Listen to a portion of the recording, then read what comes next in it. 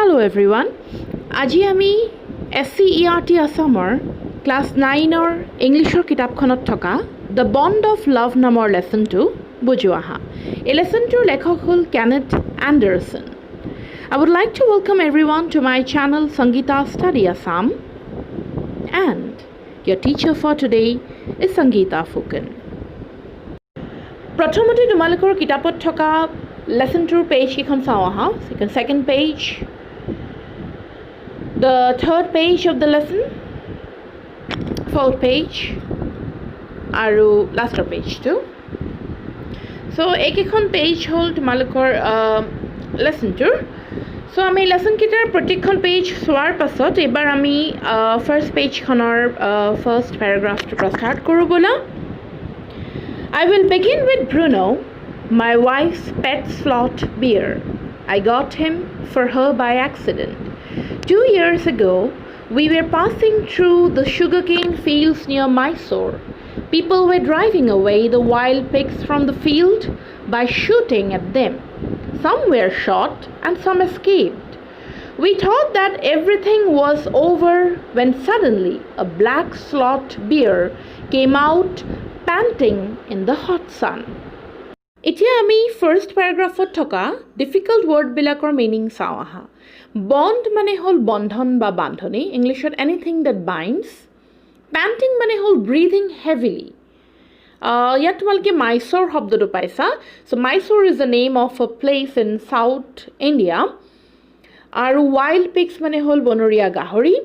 Shooting মানে হ'ল গুলিওৱা। Sugar Kane fields মানে হ'ল কুঁহিয়াৰ খেতি। এক্সিডেণ্ট মানে দুৰ্ঘটনা। আৰু পেট শব্দটোৰ অৰ্থ হ'ল পোহনীয়া। পেট স্লট বিয়াৰ মানে হ'ল পোহনীয়া এটা ভালুক। চ' এইবাৰ অহা আমি ফাৰ্ষ্ট পেৰাগ্ৰাফটোৱে কি কৈছে বুজিবলৈ যত্ন কৰোঁ। ফাৰ্ষ্ট পেৰাগ্ৰাফটোতে আচলতে লেচনটোৰ আৰম্ভণিতে কবিয়ে আই বুলি আৰম্ভ কৰিছে। I will begin with Bruno my wife's pet sloth bear. ইয়াত আই শব্দটোৱে লেখকক ইণ্ডিকেট কৰিছে। লেখকে কৈছে যে মই প্ৰথমতে ব্ৰুনোৰ পৰা আৰম্ভ কৰিম আৰু ব্ৰুনো হ'ল মোৰ পত্নীৰ মানে ৱাইফৰ এটা পোহনীয়া ভালুক। এতিয়া ব্ৰুনক কেনেকৈ পালে? I got him for her by accident. এটা এক্সিডেণ্ট হৈছিলে আৰু সেই মানে এক্সিডেণ্টৰ জৰিয়তে দুৰ্ঘটনাৰ জৰিয়তে তেখেতে ব্ৰুনক পাইছিলে।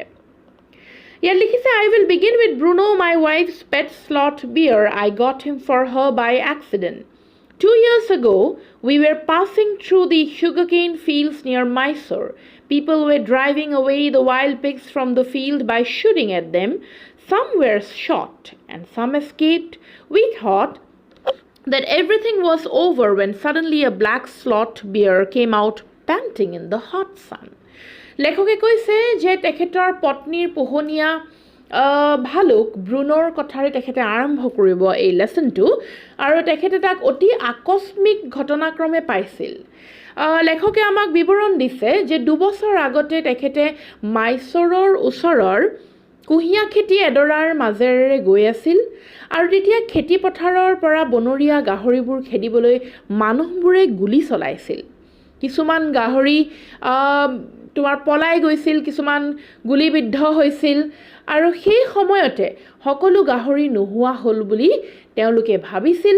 কিন্তু হঠাতে ক'ৰবাৰ পৰা এটা ক'লা ভালুক গৰমত ফুপাই জোপাই আহি তেখেতলোকৰ সন্মুখত ওলালহি। ফাৰ্ষ্ট পেৰাগ্ৰাফটো তোমালোকে বুজি পাইছা চাগে। এইবাৰ ছেকেণ্ড পেৰাগ্ৰাফটো চাওঁ আহা। Now I will not shoot a slot bear wantonly, but unfortunately for the poor beast, one of my companion did not feel that way about it and promptly shot the bear on the spot.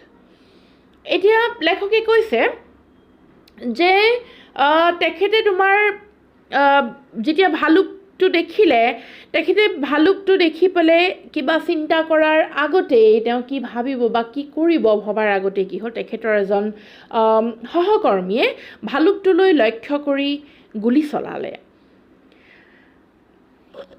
Second পেৰাগ্ৰাফটোত unfortunately মানে হ'ল দুৰ্ভাগ্যবশতে আৰু ৱেণ্টনলি হ'ল যে for no' good region, কোনো ভাল কাৰণত নহয়, আৰু শ্বট কৰা মানে গুলিয়াই দিয়া, আৰু অন দ্য স্পট মানে ঠিক সেই জেগাতে বা সেই ঠাইতে বুজাইছে।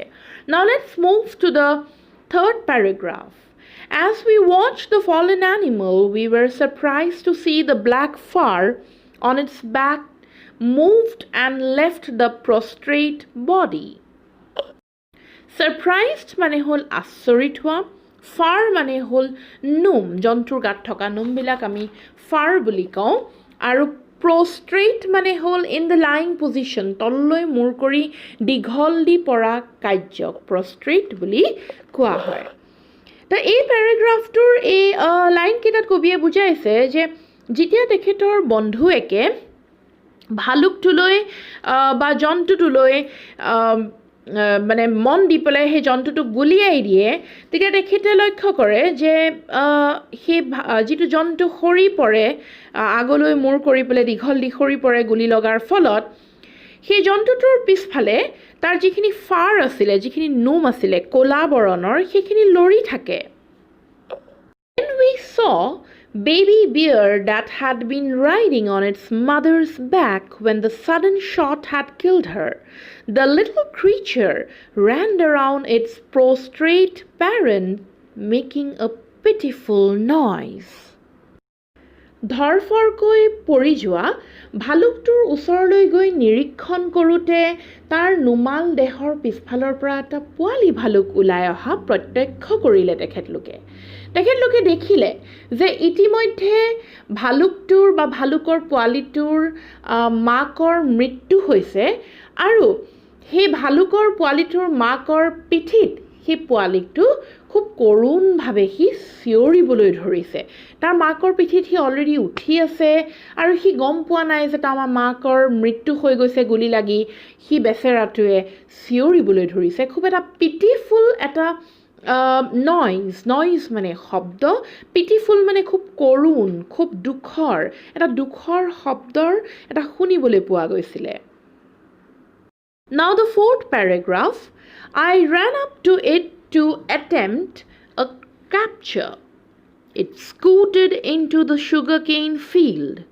Following it with my companions, I was at last able to grab it by the scuff of its neck, while it snapped and tried to scratch me with its long hooked claws. Capture মানে হ'ল ধৰিবলৈ যত্ন কৰা, sugarcane fields মানে হ'ল কুঁহিয়াৰ খেতি, companion মানে হ'ল লগৰীয়া এজন, আৰু snapped মানে হ'ল tried to bite বা কামোৰ মৰা। এই পেৰাগ্ৰাফটোত লেখকে আমাক বুজাইছে যে যেতিয়া তেখেতলোকে ভালুকৰ পোৱালিটোক ধৰিবলৈ চেষ্টা কৰিছিল, ভালুকৰ পোৱালিটোৱে কুঁহিয়াৰ খেতিৰ মাজলৈ দৌৰ দিলে। লেখক আৰু তেখেতৰ এজন লগৰীয়াই সেই ভালুকৰ পোৱালিটো খেদি কুঁহিয়াৰ খেতিৰ মাজত সোমাল, আৰু অৱশেষত পোৱালিটোক ধৰিব পাৰিলে। পোৱালিটোৱে লেখকক কামুৰিবলৈ আৰু নিজৰ দীঘল নখকেইটাৰে আঁকুৰিবলৈ চেষ্টা কৰিছিল। Now let's see the fifth paragraph. We put it in on of the gunny bags we had brought, and when I got back to Bangalore, I duly presented it to my wife. She was delighted. She at once put a colored ribbon around its neck, and after discovering the cub was a boy, she christened it Bruno. এই পেৰাগ্ৰাফটোত লেখকে কৈছে যে তেখেতলোকৰ লগত থকা বস্তাৰ বেগটোত ভালুকৰ পোৱালিটোক তেখেতলোকে ভৰালে আৰু বেংগালোৰলৈ লৈ গ'ল, আৰু তেখেতে নিজৰ পত্নীক ভালুকৰ পোৱালিটো উপহাৰ হিচাপে দিলে। তেওঁ পোৱালিটো পাই উৎফুল্লিত হৈ পৰিছিল, আৰু লগতে কৈছে যে তেখেতৰ পত্নীয়ে লগে লগে তাৰ ডিঙিত এডাল ফিটা আঁৰি দিছিল, আৰু ভালুকৰ পোৱালিটো মতা বুলি গম পোৱাৰ পিছত তাৰ নাম ব্ৰুনো ৰাখিছিল। এতিয়া আহাচোন আমি 6th paragraphটো চাওঁ। Bruno soon took to drink milk from a bottle. It was but a step further, and within a very few days he started eating and drinking everything else. Bruno এটা খুব ভাল ভালুকৰ পোৱালি আছিল। সি খুব সোনকালেই সি বটলৰ পৰা গাখীৰ খাবলৈ সি শিকিছিল আৰু লেখকে কৈছে যে খুব কম দিনৰ ভিতৰত সি নিজে নিজে ভালকৈ খাব পৰা হ'ল আৰু সি অন্য যিবিলাক বস্তু দিছিল খাবৰ কাৰণে সি গোটেইখিনি ল'ব পৰা হ'ল And everything is the right word, for he ate porridge made from any ingredients, vegetables, fruit, nuts, meat, specially pork, curry and rice regardless of condiments and chilies, bread, eggs, chocolates, sweets, pudding, ice cream, etc., etc., etc. ইয়াত এতিয়া আমি এখন list গম পাইছোঁ list of things that Bruno ate ব্ৰুনোৱে বহুত বস্তু খাইছিলে কি খাইছিলে পৰেজ খাইছিলে পৰেজ মানে হ'ল soft kind of food of flour milk eggs etcetera এবিধ পায়স বা এবিধ পিঠাগুড়িৰ বা এনেকুৱা গাখীৰ ইত্যাদিৰে বনোৱা এটা খুব ধুনীয়া এটা জলপান তো সি খাইছিলে আৰু লগতে খাইছিলে সি ভেজিটেবলছ খাইছিলে শাক পাচলি ফল মূল খাইছিলে বিভিন্ন ধৰণৰ নাটছ বাদাম জাতীয় বস্তু লগতে মাংস খাইছিলে বিশেষকৈ সি গাহৰি মাংস খাইছিলে আৰু চব্জি খাইছিলে ভাত খাইছিলে ইয়াৰ উপৰিও সি জলকীয়া ব্ৰেড কণী হওক চকলেট হওক মিঠাই আইচক্ৰীম যিকোনো বস্তুৱে তাক যদি দিয়ে ব্ৰুনোই সকলো বস্তুৱেই খাইছিলে As for drinks, milk, tea, coffee, lime juice, aerated water, buttermilk, beer, alcoholic liquor, and in fact anything liquid, it all went down with relish.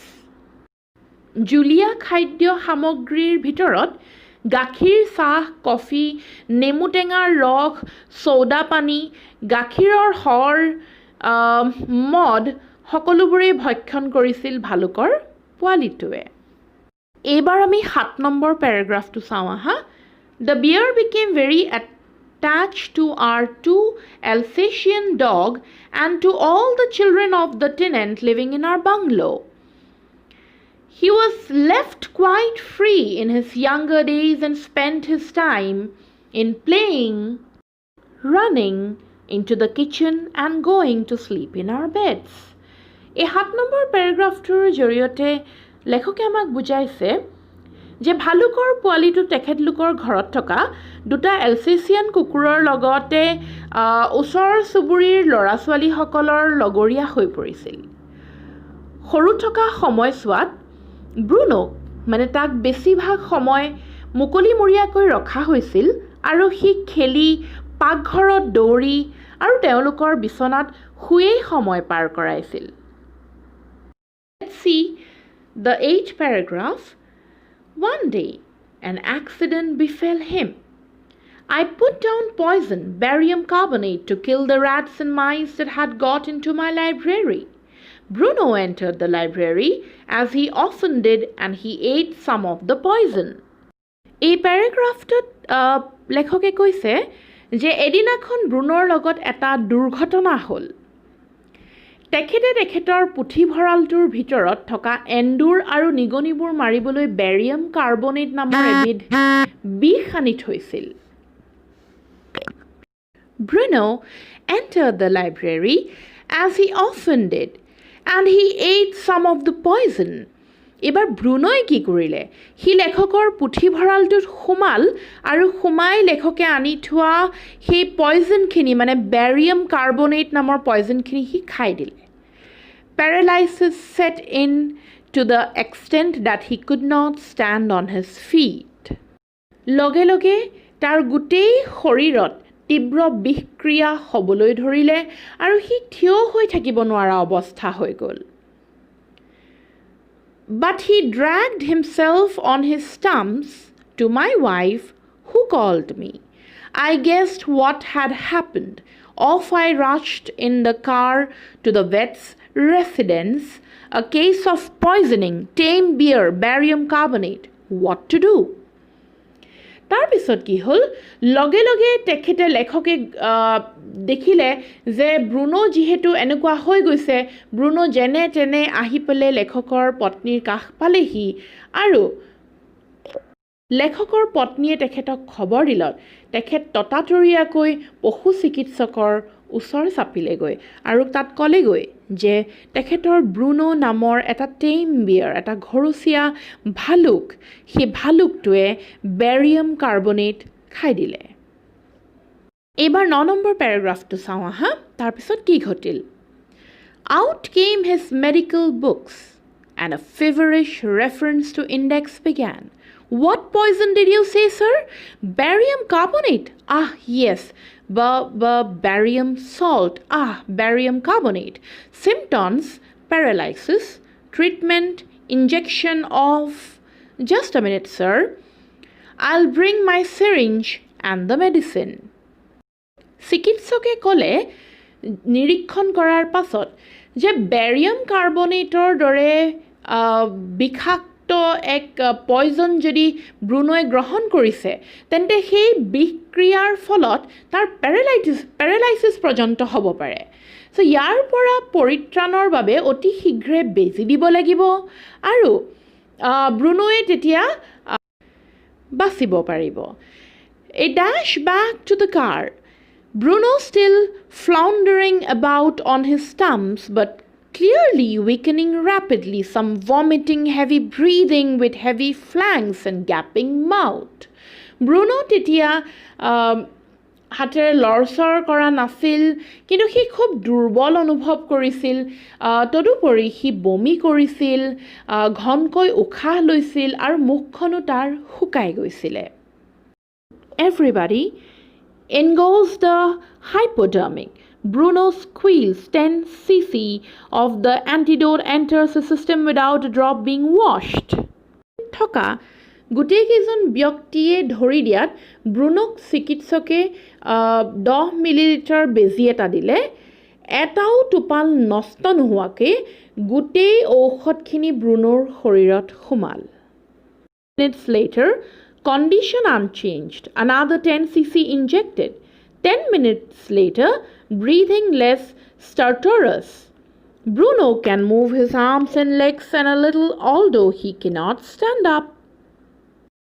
পাছত ব্ৰুনোৰ স্বাস্থ্যৰ কোনো পৰিৱৰ্তন নেদেখি চিকিৎসকে তাক আকৌ 10 মিলিলিটাৰ আন এটা বেজি দিলে খন্তেক পিছত ব্ৰুনোৰ অলপ সুস্থ হ'ল আৰু প্ৰায় 30 মিনিট ভিতৰত সি উঠি খাব পৰা হ'ল 30 minutes later Bruno gets up and has a great feed he looks at us disdainfully as much as to say what's barium carbonate to a big black bear like me Bruno is still eating Bruno যেতিয়া অলপ সময়ৰ পাছত প্ৰায় 30 minute মানৰ পাছত যেতিয়া সি উঠি খাব পৰা হ'ল সি তেতিয়া লেখকৰ পিনে চাই তেখেতলোকৰ পিনে চাই গৰ্বত যেন সি ক'ব বিচাৰিছে তেনেকুৱা লেখকৰ অনুভৱ হ'ল সি যেন গৰ্বত ক'ব বিচাৰিছে যে মোৰ দৰে প্ৰকাণ্ড ক'লা ভালুক এটাক বেৰিয়াম কাৰ্বনেটে কি কৰিব পাৰিব Another time he found nearly 1 gallon of old engine oil, which I had drained from the sump of the Studebaker and was keeping as a weapon against the inroads of termites. He promptly drank the lot, but it had no ill effect whatever. এবাৰ আমি ব্ৰুনোৰ লগত জড়িত আৰু এটা ঘটনাৰ বিষয়ে গম পাম ব্ৰুনোৱে প্ৰথম ঘটনাটো যেটো কৰিছিল হেতু হ'ল বেৰিয়াম কাৰ্বনেট খাই দিছিল আৰু সি যেনে তেনে বাচিছে সেকেন্ড ঘটনাটোৰ বিষয়ে এই 11 নম্বৰ পেৰাগ্ৰাফটোত আমি গম পাম ইয়াত লেখকে আমাক কৈছে ইয়াৰ পাছত আৰু এদিনাখন ব্ৰুনোৱে পুক মাৰিবলৈ আনি থোৱা 1 গেলান পুৰণি ইঞ্জিন অইলৰ বহুখিনি খাই পেলাইছিল যদিও তাৰ সৌভাগ্য যে একো ধৰণৰ দুৰ্ঘটনা সংঘটিত নহলে তাৰ লগত The months rolled on and Bruno had grown many times the size he was when he came. কেইবামাহো পাৰ হৈ গ'ল এনেধৰণে লাহে লাহে ব্ৰুনো যিমান সাইজৰ আছিল তাতকৈ বহুত বেছি ডাঙৰ হৈ গ'ল He had equaled the Alsatian in height and had even outgrown them. কেইবামাহৰ পাছত ব্ৰুনো লেখকৰ ঘৰত থকা এলচেচিয়ান কুকুৰগেটাৰ সমান ওখ হৈ গ'ল আৰু ইনফ্যাক্ট হিহঁততকৈ বেছি ডাঙৰহে হৈ গ'ল সাইজত but was just as sweet, just as mischievous, just as playful. কিন্তু তাৰ স্বভাৱ সলনি নহ'ল। সি খুব সুন্দৰ হৈ থাকিলে, সি মিস্চিভিয়াছ, সি এটা সৰু ল'ৰাৰ দৰে হৈ থাকিলে, যি খেলি ভাল পায়, যি ভাল পায়, তেনেকুৱা হৈ থাকিলে। All above, he loved my wife and she loved him too. ইয়াৰ উপৰিও ব্ৰুনোৱে লেখকৰ পত্নীক খুব বেছি ভাল পাইছিল আৰু লেখকৰ পত্নীও ব্ৰুনক খুব মৰম কৰিছিল। She had changed his name from Bruno to Baba, a Hindustani word signifying small boy. লেখকৰ পত্নীয়ে ব্ৰুনো নামটো পাছত সলনি কৰি বাবা ৰাখিছিল। বাবাই আচলতে এটা ইণ্ডিয়ান নাম হয়, এটা হিন্দুস্তানী নাম হয়। বাবা অৰ্থটো হ'ল এটা সৰু ল'ৰা। And he could do a few tricks too. At the command Baba wrestle or Baba box, he vigorously tackled anyone who came forward for a rough and tumble. Give him a stick and say, Baba, hold gun, and he pointed the stick at you. After him, Baba, where is baby? And he immediately produced and cradled. এই পেৰাগ্ৰাফটোৰ জৰিয়তে লেখকে আমাক বুজাবলৈ চেষ্টা কৰিছে যে Bruno বা পাছত বাবা নাম দিয়া এই ভালুকটোৱে কিছুমান কৌশলো শিকিছিল আৰু তেখেতলোকে কোৱা অনুসৰি যিবোৰ শিকিছিল সেইবোৰ সি কৰি দেখাইছিল। অৱশ্যে ওচৰ চুবুৰীয়া ল'ৰা ছোৱালীসকলৰ নিৰাপত্তাৰ বাবে বাবাক বেছিভাগ সময় শিকলিৰে তেখেতলোকে বান্ধি ৰাখিছিল।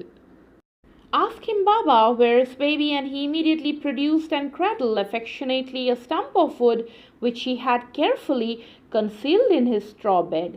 But because of the tenant's children, poor Bruno or Baba had to be kept chained most of the time. যেতিয়াই ভালুকটোক বাবাক মানে কিবা এটা কৌশল দেখুওৱা এনেকৈ কয়, সি বিভিন্ন ধৰণৰ কৌশল দেখাইছিল আৰু বাবা কেঁচুৱাটো ক'ত বুলি সি তাক যদি সোধা হয়, সি এটুকুৰা কাঠ আছিলে, যিটো কাঠ সি খুব সুন্দৰকৈ কেঁচুৱা লোৱাৰ দৰে দেখুৱাই সি মানুহক আনন্দ দিছিলে। কিন্তু যিহেতু ওচৰ চুবুৰীয়াৰ কেইবাঘৰতো ল'ৰা ছোৱালী আছিলে, সেই গতিকে বাবাই যাতে সেই সৰু সৰু ল'ৰা ছোৱালীবিলাকক কোনো ধৰণৰ অপকাৰ কৰিব নোৱাৰে, সেই গতিকে অকণমানি ভালুকৰ পোৱালিটো ব্ৰুনো বা বাবাক চেনেৰে সৰহভাগ সময়ত বান্ধি থোৱা হৈছিলে। এতিয়া 13 number paragraph to চাওঁ আহা। Then my son and I advised my wife and friends advised her to give Baba to the Jew at Mysore. He was getting too big to keep at home. After some weeks of such advice, she at last consented. Hastily, and before she could change her mind, a letter was written to the curator of the Jew. Did he want a tame bear for his collection? He replied, yes. The Jew sent a cage from Mysore in a lorry, a distance of 87 miles, and Baba was packed off. এই 13 number পেৰাগ্ৰাফটোৰ জৰিয়তে লেখকে আমাক বুজাইছে যে কিছুদিন পিছত তেখেত আৰু তেখেতৰ পুত্ৰই লগ হৈ তেখেতৰ পত্নীক পৰামৰ্শ দিলে যে বাবাক আৰু ইয়াত ঘৰত ৰখাটো সম্ভৱ নহ'ব, তাক মাইচৰৰ চিৰিয়াখানালৈ লৈ যোৱাটোৱে তেওঁলোকৰ কাৰণে ভাল হ'ব। সপ্তাহো বুজোৱাৰ পাছত তেখেতৰ পত্নী মান্তি হ'ল আৰু তেখেতলোকে চিৰিয়াখানাৰ কৰ্তৃপক্ষলৈ এখন চিঠি লিখিলে। তেওঁলোকে অনুমতি দিলে আৰু এখন বাহনত এটা প্ৰকাণ্ড পিঞ্জৰা আনি ভালুকটোক অলপ আঁতৰত থকা মাইচৰৰ যিটো চিৰিয়াখানা, সেই চিৰিয়াখানালৈ বুলি ভালুকটোক পঠিওৱা হ'ল। এবাৰ আহাচোন আমি 14 নম্বৰ পেৰাগ্ৰাফটো চাওঁ। We all missed him greatly, but in a sense we were relieved. লেখকে কয় যে তেখেতলোকৰ পৰিয়ালৰ সকলোৱে ব্ৰুনোক বা বাবা নামৰ ভালুকটোক বহুত বেছি মিছ কৰিলে, কিন্তু তেখেতলোকৰ মনলৈ অকণমান শান্তি আহিল। My wife was inconsolable. She wept and fretted. For the first few days she would not eat a thing. Then she wrote a number of letters to the curator. How was Baba? Back came the replies, well but fretting. He refused food too. এই পেৰাগ্ৰাফটোৰ জৰিয়তে লেখকে আমাক বুজাইছে যে তেখেতলোকৰ ঘৰৰ সকলোৱে বাবাৰ অভাৱ বাৰুকৈ অনুভৱ কৰিলে আৰু যদিও মানে তেখেতলোকে বহুত এই ভালুকটোৰ অভাৱ অনুভৱ কৰিছিল, কিন্তু যথেষ্টখিনি সকাহ লাভ কৰিলে। কিন্তু তেখেতৰ পত্নীয়ে দুখতে খুব কান্দিলে আৰু খোৱা বোৱাও বাদ দিলে তেওঁ বাবাৰ খবৰ সুধি চিৰিয়াখানালৈ এখন কেইবাবাৰো পত্ৰ লিখিলে আৰু চিৰিয়াখানাৰ কৰ্তৃপক্ষই জনালে যে বাবা ঠিকেই আছে কিন্তু যথেষ্ট দুখ মনেৰে থকাৰ লগতে খোৱা বোৱা বাদ দিছে বুলিও তেওঁলোকক জনাই চিঠিৰ জৰিয়তে চিৰিয়াখানাৰ কৰ্তৃপক্ষই After that, friends visiting Mysore were begged to make a point of going to the zoo and see how Baba was getting along. They reported that he was well but looked very thin and sad. তাৰপিছত তেখেতলোকৰ যিমান চিনাকি বন্ধু আছিলে বন্ধুবৰ্গ যোনেই মাইচৰলৈ যায় সকলোকে কয় যে মাইচৰ যদি গৈছা বাবাক জুত তোমালোকে চাই আহিবা গৈ আৰু সকলোৱে আহি এটাই কথা কয় যে বাবা আগতকৈ বহুত বেছি ক্ষীণালে All the keepers of the zoo said he was fretting. For 3 months I managed to restrain my wife from visiting Mysore. Then she said, one day, I must see Baba. Either you take me by car or I will go myself by bus or train. So I took her by car. এই লাইনকেইটাই বুজাইছে যে কেইবামাহো তেনেকৈ পাৰ হৈ গ'ল কিন্তু লেখকৰ পত্নীৰ মনৰ যিটো দুখ এই ভালুকৰ পোৱালিটোৰ পৰা আঁতৰ হোৱাৰ সেই দুখটো নগ'ল অৱশেষত এদিনাখন 3 মাহমানৰ পাছত লেখকৰ পত্নীয়ে তেখেতক ক'লে যে আপুনি মোক বাবাৰ ওচৰলৈ লৈ যাওক নহ'লে মই নিজেই বাছ বা ট্ৰেইনত যাম তেখেতে ক'লে হাজবেণ্ডক যে আপুনি গাড়ীৰে নিলে নিয়ক নহ'লে কিন্তু মই নিজেই গুচি যামগৈ So ইয়াতে আমাৰ 15 নম্বৰ পেৰাগ্ৰাফটো শেষ হৈছে লেসনটোৰ আধাটো আমি ফাৰ্স্ট পাৰ্টত কৰিছো সেকেন্ড পাৰ্টটো তোমালকে চাবা 15 নম্বৰ পেৰাগ্ৰাফৰ পিছত কি ঘটনা ঘটিলে বাবাৰ কি হলগৈ মানে ভালুকটো কি হলগৈ হি ঘৰলৈ উভতি আহিল নে হি জুট থাকিলে এই গুটেই কথাখিনি লৈ পেলাই এই লেসনটোৰ সেকেন্ড পাৰ্টটো আগবঢ়াম তোমালকে সেকেন্ড পাৰ্টটো চাবা বাকি কাহিনীটোৰ নেক্সট পাৰ্টটো জানিবৰ বাবে ভিডিওটো চোৱাৰ বাবে থ্যাংক ইউ ভিডিওটো চাই ভাল পালে লাইক কৰিবা কমেন্ট কৰিবা সকলোৱে চেনেলটো সাবস্ক্ৰাইব কৰি লবা